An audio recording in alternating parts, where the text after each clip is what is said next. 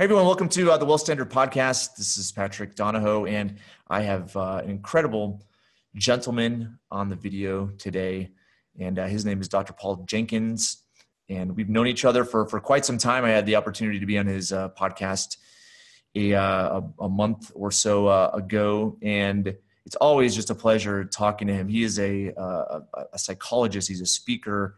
He's a podcast host. He's authored 2 books, Pathological Positivity and Portable Positivity. And like I said, he's a podcast host. His podcast is Live on Purpose Radio. And today we're going to talk about psychology, his specialty. And I have some questions to ask him just in regards to how we tick and what motivates us and the environment that we are talking about this entire season, capitalism, and why environment is important as part of the human experience to grow and to achieve what we're all after in life. So tall order, Dr. Paul. Tall order today. Well, welcome to the show. Thanks for joining us. Why don't you maybe take a moment and introduce yourself and to our listeners? And thank you, Patrick. You and I, both PhDs, right? Yeah. You earned it. I was just born with the initials. There you go. Honored to be with you, and I've enjoyed my associations with you over the years. We go back a ways, and we've learned some stuff in that time. As you said, I'm a professional psychologist. I left the tribe of traditional psychology, and I jumped onto positive psychology, which is a little different animal, because we're not interested in the question, what's wrong with you? Yep. I think that's the wrong question. But we focus on, okay, what are the principles that allow us to live at a higher level of functioning and to enrich our relationships and our experience in life? And you said that it's a tall order, to take on this topic, but really it's pretty simple what we're after. What makes people tick? In my book, I pointed out that we all have the same agenda. And in my book, I call it the feeling. Capital T, capital H. We describe it in different ways. Some people call it happiness. Some people call it success. One of my favorite alternate words for it is joy. But whatever it is, it's that feeling that we're after, that feeling that life is good, that I'm in a good place, that I can reasonably anticipate good things to come. It creates a feeling, and that's what we're after. You think about it, everything else that we do is toward that end. Yeah. And it's interesting, the common belief is that, circumstances, right, are, the means to get there. Like if I had this, then I'll be happy. If I had, if I had this career or was making this amount of money or drove this car or married this woman or did this or lived here, like then I'll be happy. I mean, it's not like we deceive ourselves in a sense in order to create, criteria in order, to have that feeling. How do you approach that? It's not even a new idea, Patrick. This goes back through eons of time. And all you got to do is talk to somebody who has all that stuff that you think will make you happy, and they will tell you that's not it. People don't believe them for whatever reason. It's interesting. In the psychological literature, we have known forever that happiness and success are correlated. There is an actual correlation, but we got it backwards because we used to think, and some of us still persist in this myth, we used to think that therefore, when I'm successful, then I'll be happy. And we got it backwards. It's the other way around, and the research is supporting this in some phenomenal ways right now. When we are happy, then we are successful. That's cool. And I mean, what else? How else are we going to define success when we've got the feeling we're good, right? But we've also found that happiness, in all the ways that we can measure happiness, is correlated with success and all the ways that we can measure success, including finance, including relationship, including health. It's correlated and it's causal. And there's a lot of good support for this now, that choosing happiness, and you've heard, right, that happiness is a choice.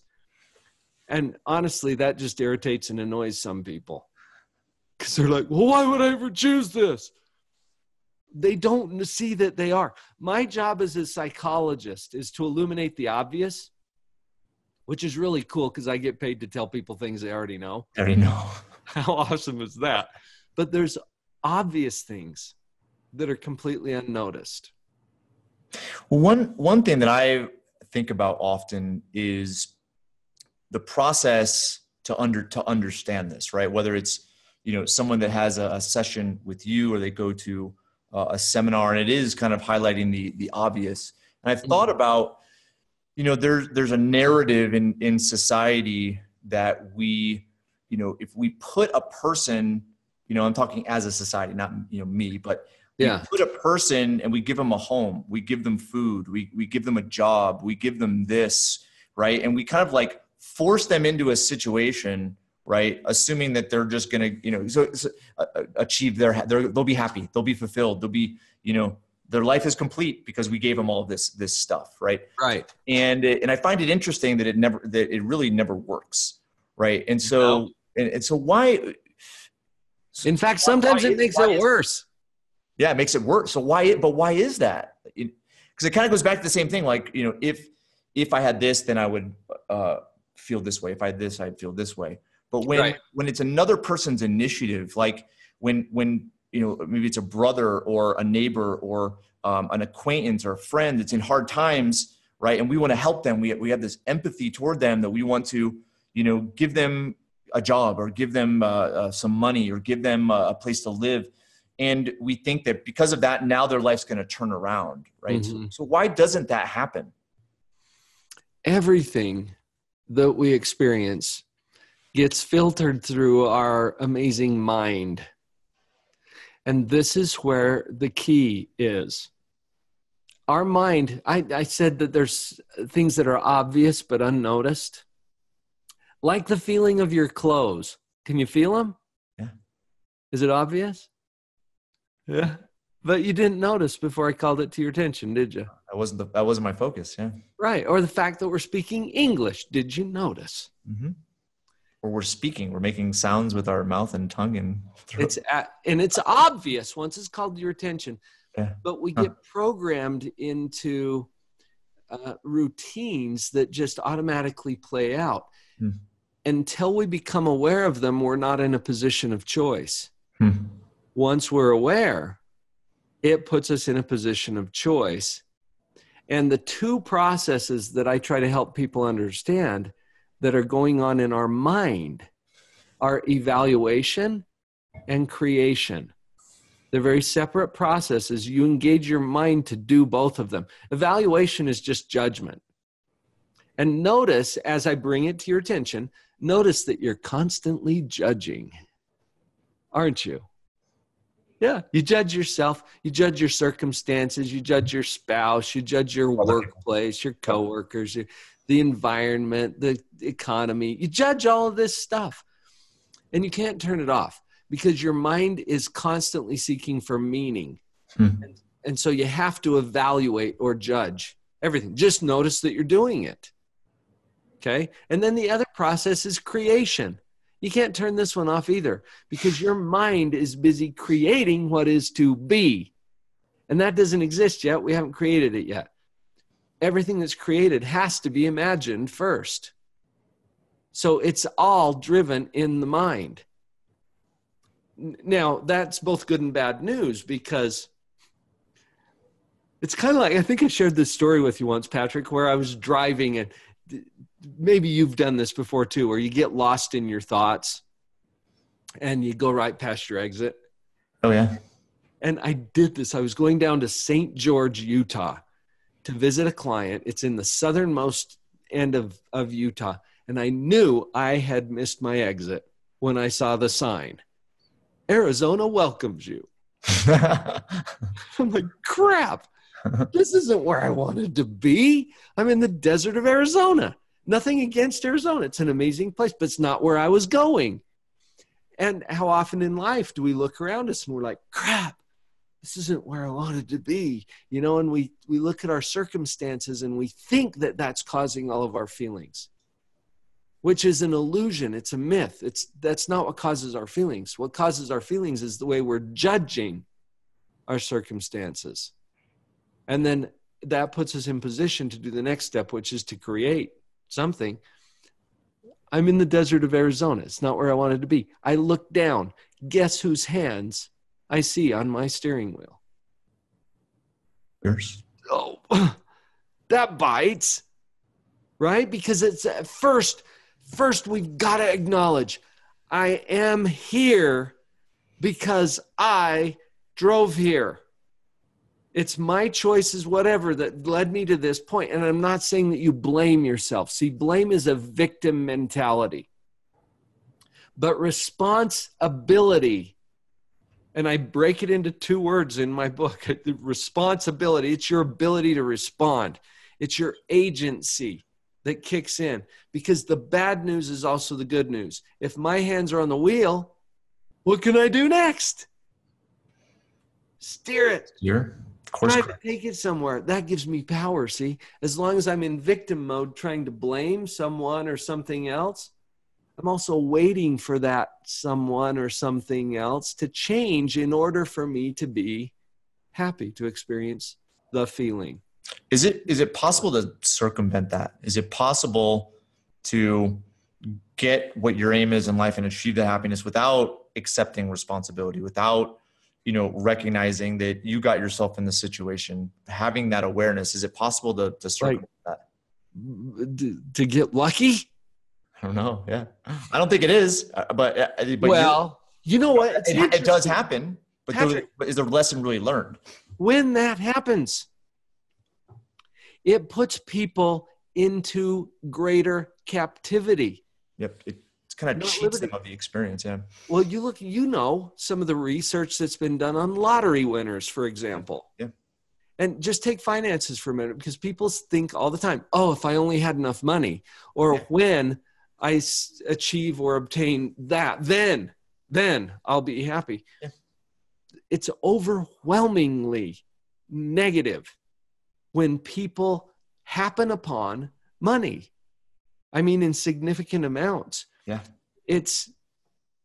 I still remember a routine that Bill Cosby did years ago. And I know he's taken some flack in the media, but you know what? He has made me laugh and brought me joy in my life, and I'm ready to forgive him for other stuff. Yeah, he did good things. He did bad things. Yeah, welcome to Earth. Welcome to life. Welcome to the human experience. Here's what he said. He was talking about drugs. He was doing a little bit on drugs, and he was interviewing this guy. Why would you ever use drugs? And this guy says, oh man, because it magnifies your personality. And Bill responds, yeah, but what if you're an idiot? And I think money is kind of like that. Money is not a source of happiness. Money is a power tool.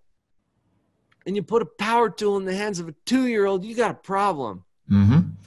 It's going to magnify whatever thinking is already going on in your mind. Mm-hmm. And if you're trapped in scarcity, saying, I'll be happy when, or if, or upon completion of, or when I obtain this or that, you're going to be more in that mode if you happen upon money. It'll be, and I have seen people who are so paralyzed by fear because they obtained money without understanding the principles that drive that. Yep. It's more captivating. It doesn't liberate you. Mm-mm. And people who don't have the money and think that the money will bring them the happiness that they seek, they don't believe that. Some of you listeners might be thinking, oh yeah, that's easy for him to say. He's got money, right? I've been in a bankruptcy. I've been on both ends of that spectrum. Here's what I discovered, Patrick. Happiness is a choice. And I can do it with money and I can do it without money. It's not the money that matters. And when I realized that money's not an issue anymore, that's so weird. I know it's a paradox, but that's what we got to learn. It's our hands that are on the wheel. We choose happiness. And in doing so, we put ourselves in position to bring about every other measurable aspect of success, including money. But the primary objective here is that little 3-letter word, joy. That's what we're after. And you can have it with or without whatever it is you think controls that.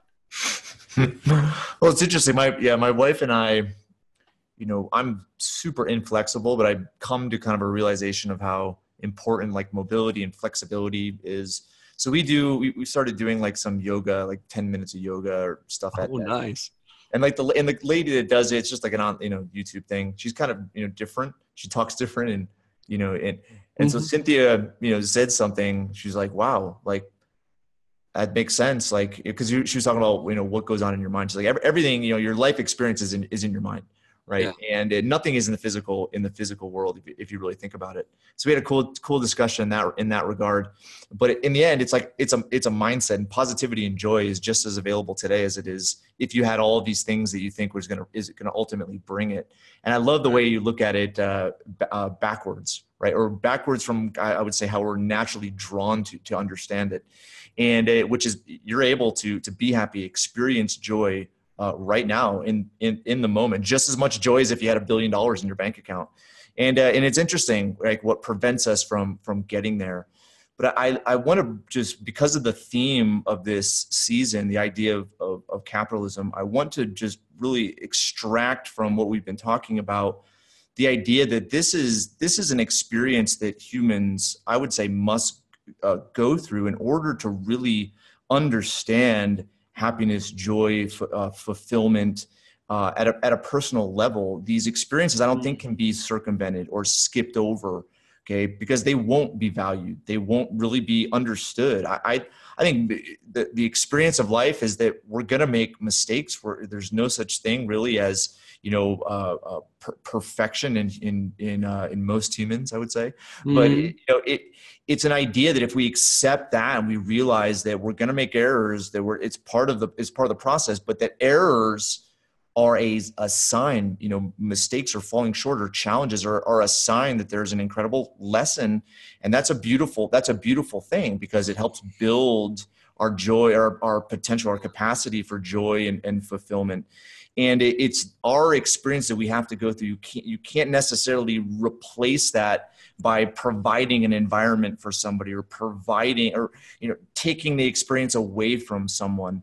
I think it robs them, and it does make it even more difficult to ultimately experience it, because they're going to have to probably go through even more difficult circumstances in order to have that same result. So it's interesting where, I would say a part of our society, politically, economically, is that, we should provide for others that are less fortunate. And I understand the empathetic drive and intention there, but at the same time, you rob a person in a sense of experiencing certain things that got them in that place in the first, to begin with. At the very least, Patrick, we perpetuate a myth that, this will make you happy. No, it won't. And I tend to agree with you. I think we get to go through these experiences in order to learn that. And for me personally, as I went through a bankruptcy, I used to think that people who went through a bankruptcy were flakes or dishonest. I have a whole lot more empathy now.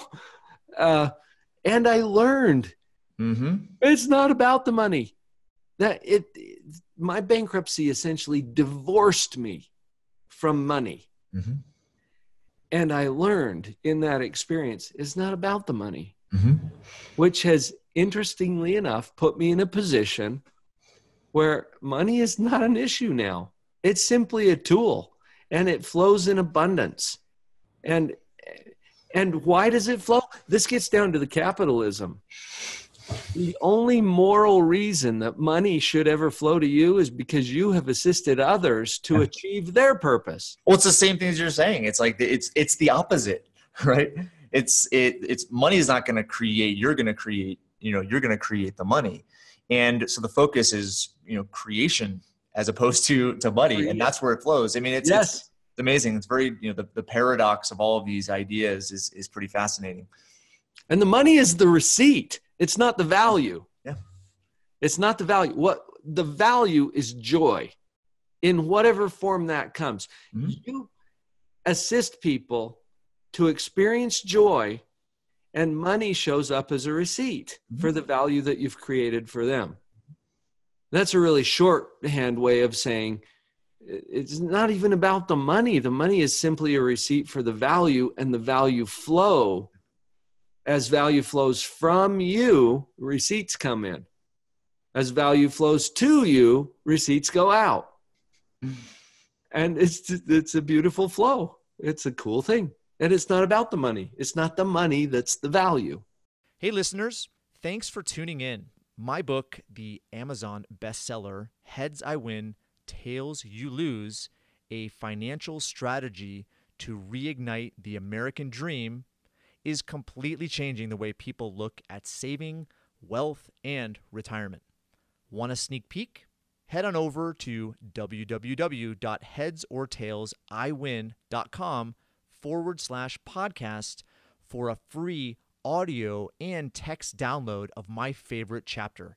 Again, that's headsortailsiwin.com/podcast.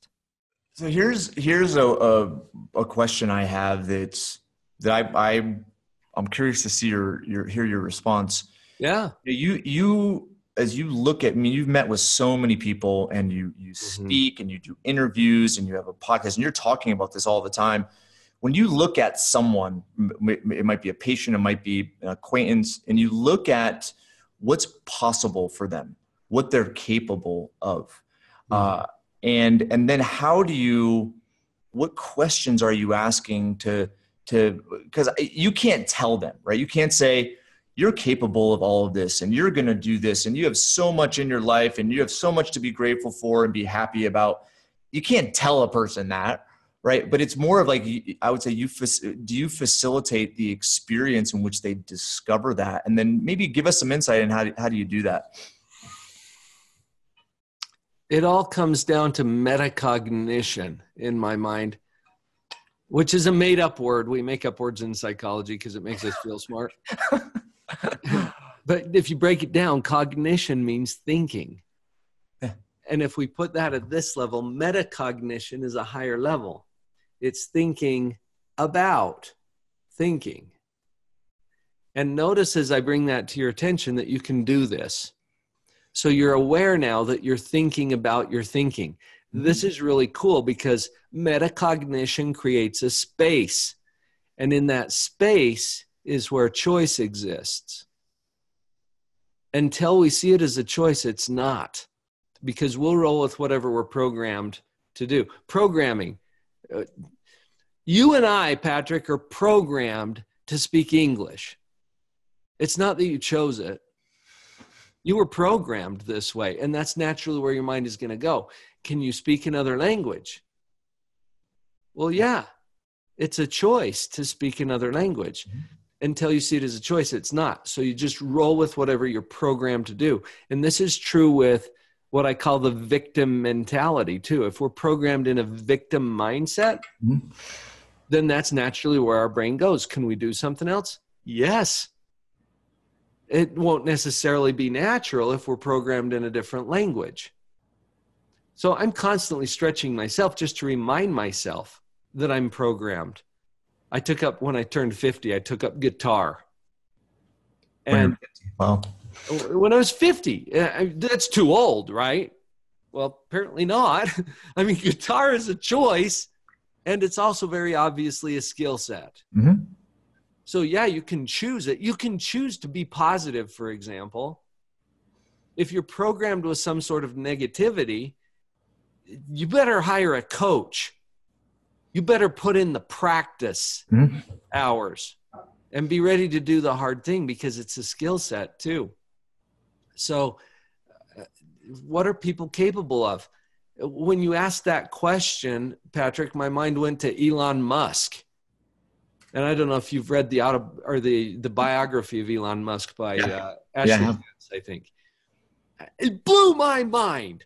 It's like, what? This guy is innovating and thinking things that other people just don't. He's a weirdo, right? What is the human mind capable of?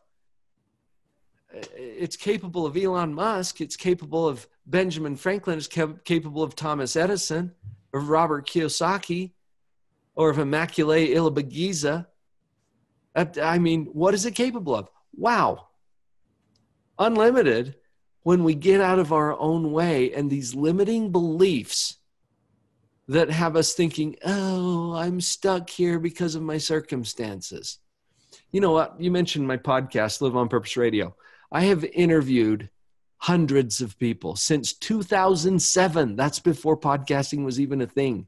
I've interviewed you twice.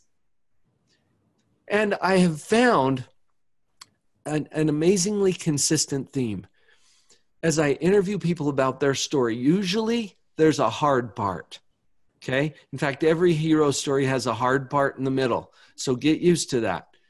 And I'm thinking Carol Decker, for example. She wakes up from a coma after giving emergency C-section birth to her second daughter. She wakes up as a blind triple amputee. And you'd think, oh, well, I guess I can't be happy now.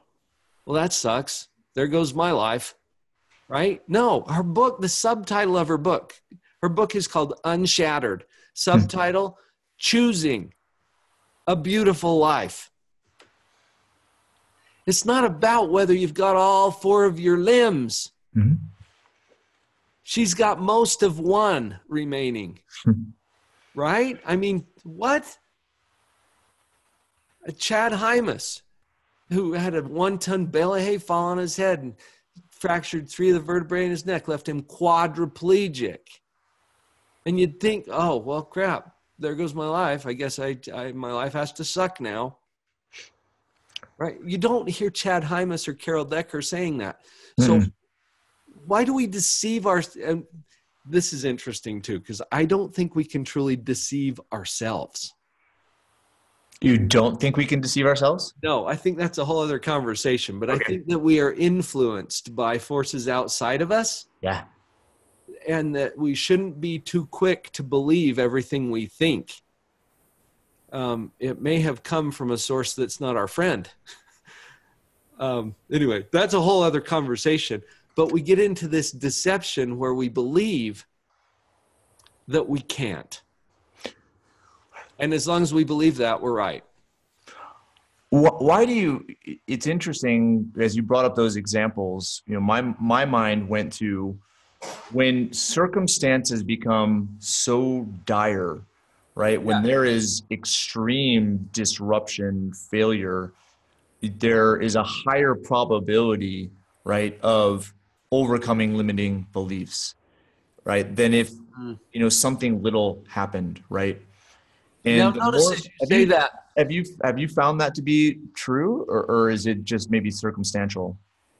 Go back to those two processes that I mentioned: evaluation and creation. Now, creation is where we're going to create something, but we start with evaluation. So you used the words dire, extreme. Compared to what? Yeah. You know, or something that's more trivial or not so bad or whatever. Well, that also is a judgment. Mm-hmm. That's the point. See, notice that you're doing it. Yeah, that's true. Judge things to be extreme. I read an Instagram post from a friend of mine, Elizabeth Smart. Mm-hmm. I don't know when people are going to catch this particular episode of the podcast, but as we're recording it this week, a young woman who was abducted at the age of 13 and held against her will, her parents were killed, was rescued this week. Elizabeth spoke out on that because she, at the age of 14, was abducted and raped every day for 9 months. What the crap, right?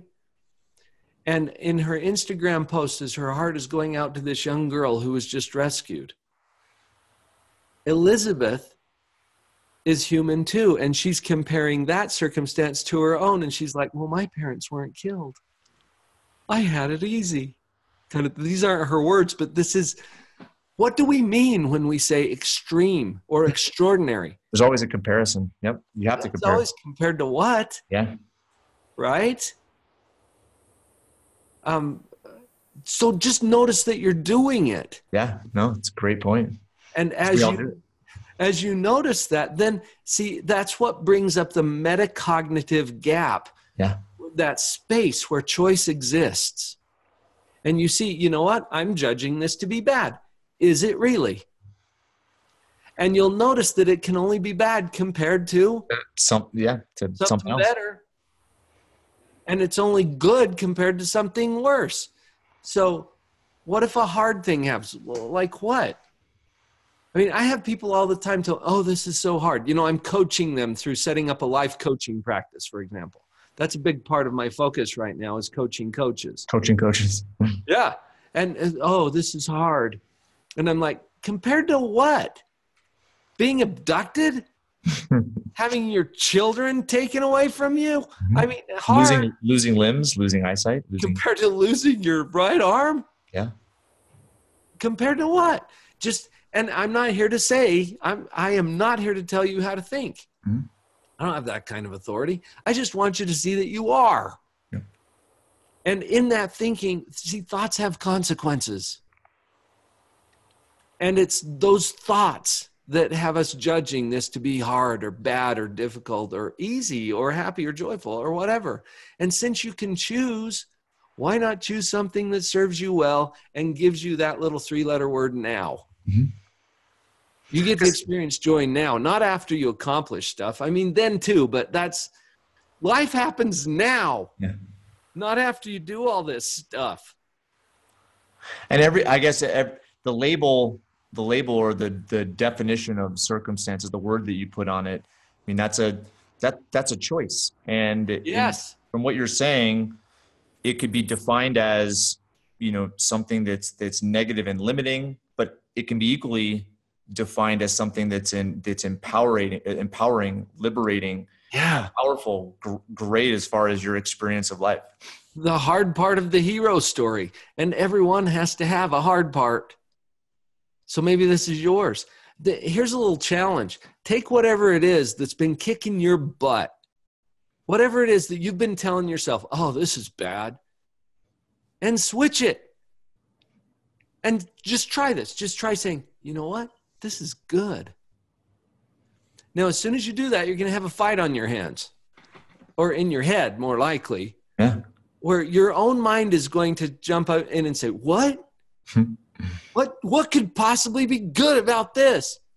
Well, it's a pretty good question, but it's not a question. It's a statement disguised as a question. Mm-hmm. Turn it back into a question. Watch your punctuation. What could possibly be good about this? And first of all, it is good compared to something worse. So notice that. But then your mind goes into a whole new realm where you start to explore this experience that you're having in a different energy. And that is the currency you get to take to the creation game. Well, I went to, have you ever been to CES, the Consumer Electronics Show in Vegas? No, but it sounds fascinating. Yeah. So it's 200,000 people go there, and it's kind of like a show and tell of all the new, innovative things that are going to be available to consumers. Right.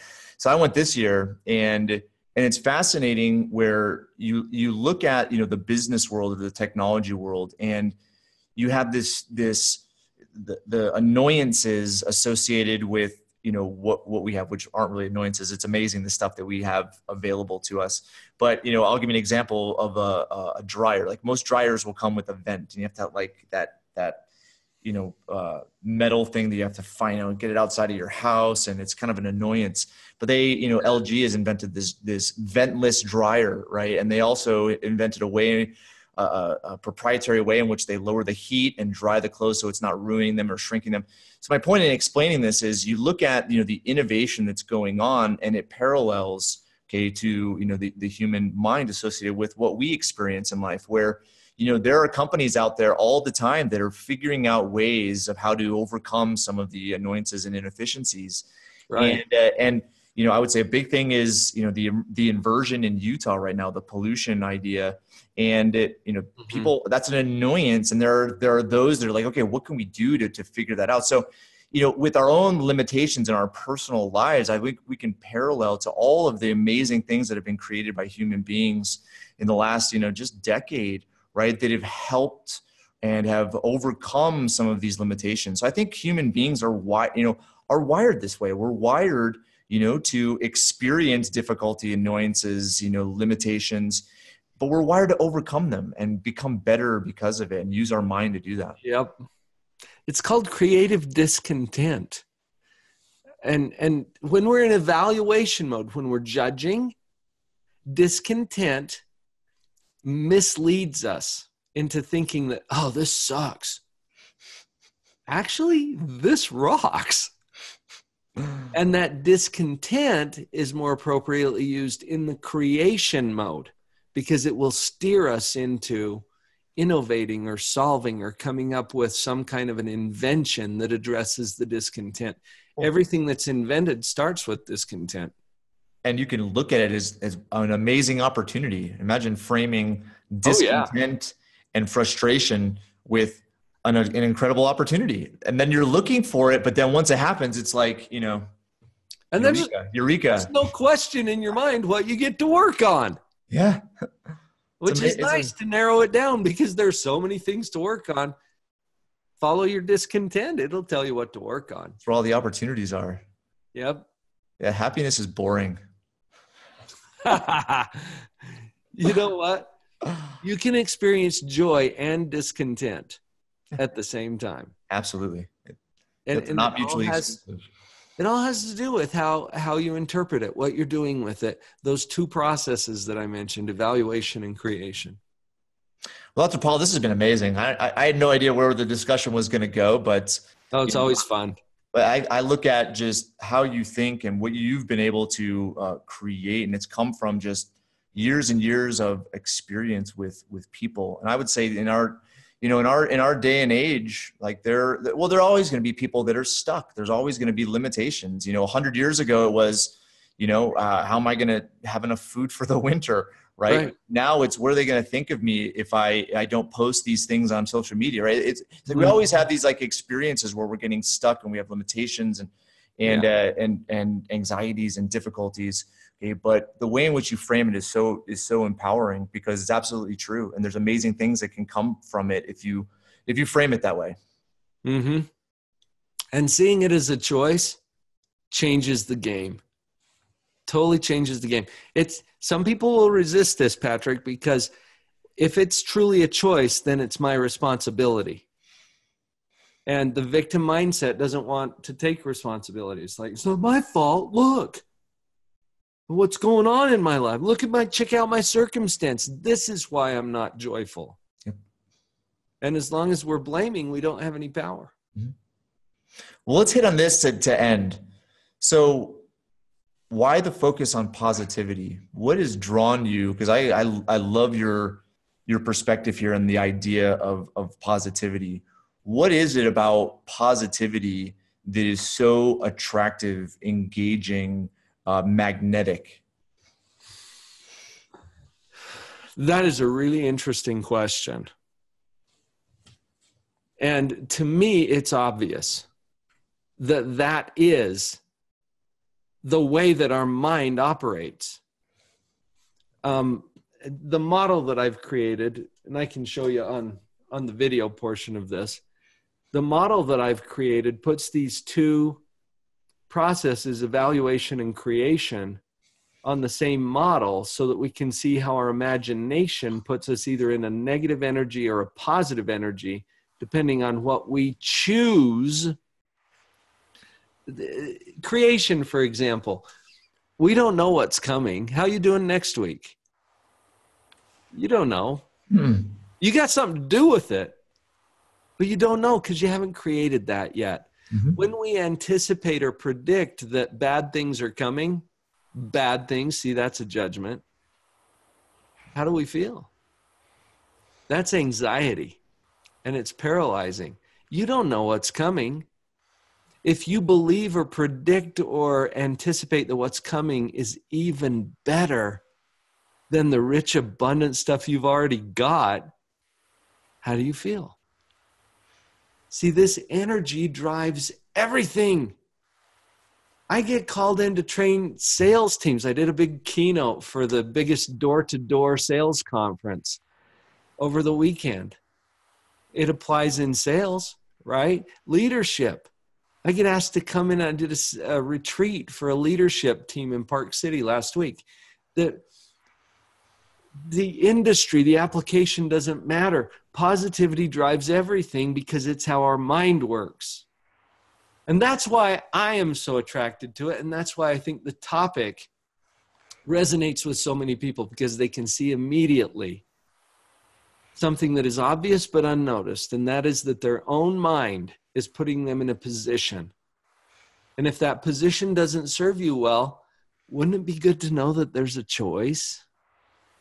Now, it's a choice, but it's also a skill set. We already talked about that. Yeah. It doesn't necessarily come naturally. You get to practice. And that's why I've set up coaching programs, and I've written books, and I'm running a YouTube channel, and trying to help people with the application of a simple concept.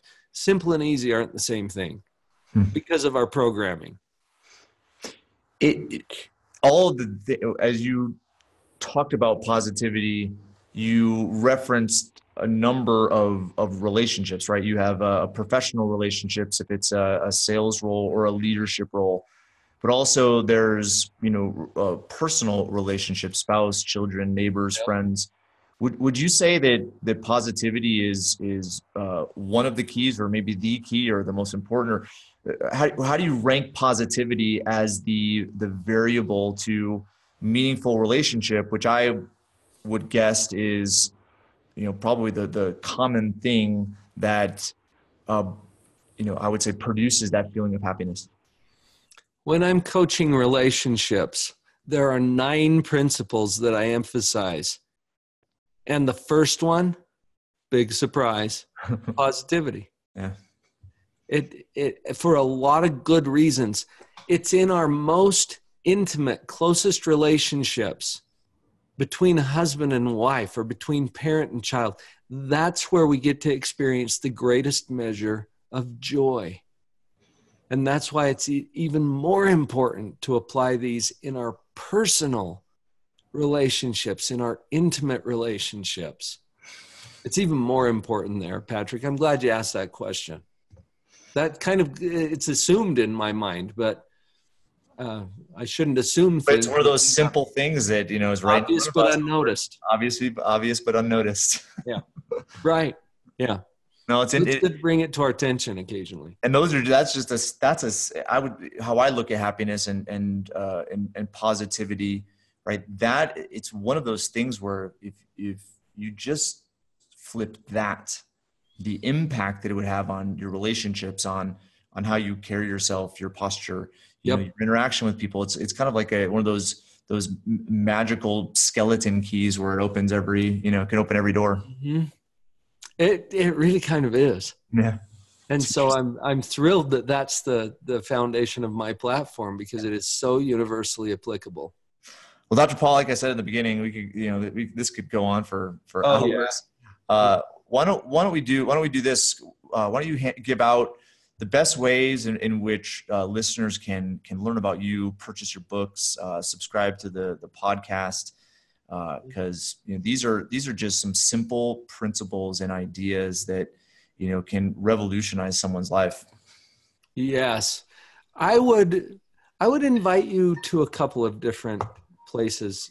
I'm spending a lot of time on YouTube right now. You mentioned the podcast, Live on Purpose Radio. There's a .com for that, or you can pick it up in your podcast app. Those are interviews that I'm doing with inspiring people, with some of the people that I've referenced here on the show. They've all been on my show. So there's the podcast. There's the YouTube channel, which is Live on Purpose TV. Just go to YouTube and look for Live on Purpose TV. There's several playlists there.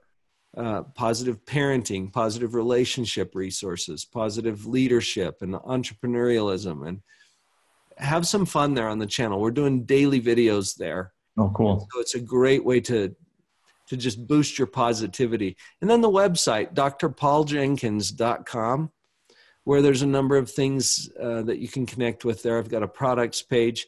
I'm offering a free digital download of my mini book, Portable Positivity, which is an explanation, a step-by-step explanation of the model that I shared with you earlier. Yeah, we'll put that graphic, for those who are listening audio, we'll put that graphic in the show notes. Yeah. So those are some of the first places I would invite people. And then, you know what? Share it. As you encounter principles that make a difference in your own life, share them with other people. That's important to the other people, obviously, for some good reasons. It also solidifies that principle in your own mind, and you become an owner of a new tool that can drastically change the game for you. Well, the whole principle of exchange, right, which is providing what you know and ultimately sharing that with others. I think that's the principle, of knowing in the first place isn't for necessarily your own knowledge, but it's also for benefit from others that you interact with. And yeah, right. we can continue on with that, but this has been enlightening. We'll definitely need to chat again just about, because this is one of those things where it's, you can't escape the environment in which you will continue to discover these principles no matter where you are in life. There's always going to be different circumstances, as you mentioned, next week, the month after, next year, 10 years from now. There's always different circumstances, and the same principles apply in those circumstances. And so it's a conversation, that the repetition behind it is going to build kind of that strong backbone so that you can approach life with positivity and approach life and really understand how to achieve that level of happiness. Yes.